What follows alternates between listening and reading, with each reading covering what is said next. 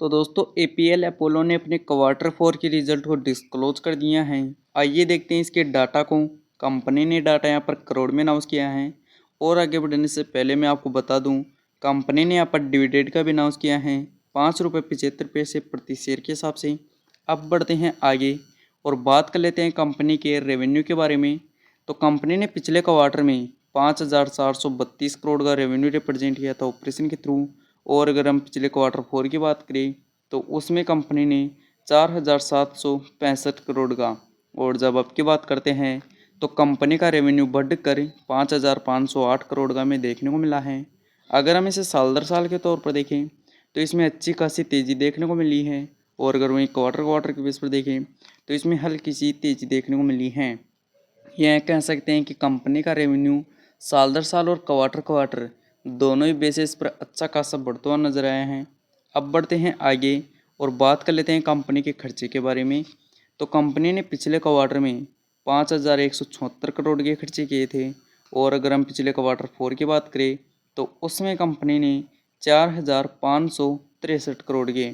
और जब अब की बात करते हैं तो कंपनी के खर्चे 5,184 करोड़ के में देखने को मिले हैं।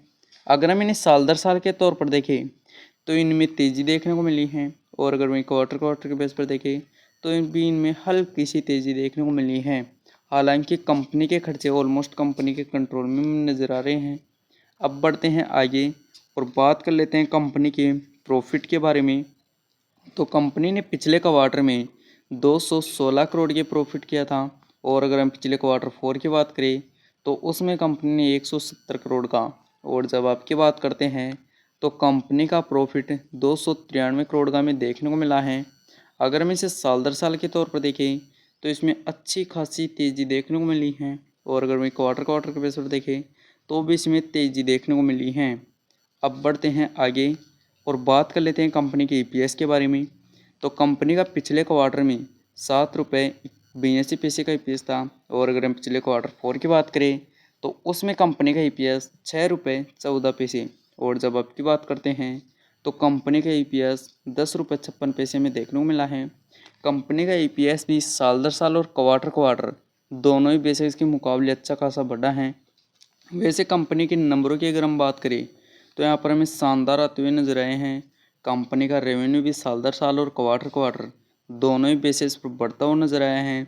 और अगर कंपनी के खर्चे देखें तो कंपनी के खर्चे ऑलमोस्ट कंपनी के कंट्रोल में नज़र आ रहे हैं। और अगर हम कंपनी का यहाँ पर प्रॉफिट देखते हैं तो कंपनी का प्रॉफिट भी इस क्वार्टर में शानदार होता हुआ नजर आए हैं। वैसे अगर आपको वीडियो पसंद आई हो तो लाइक करें, साथ ही में चैनल को सब्सक्राइब करें। धन्यवाद।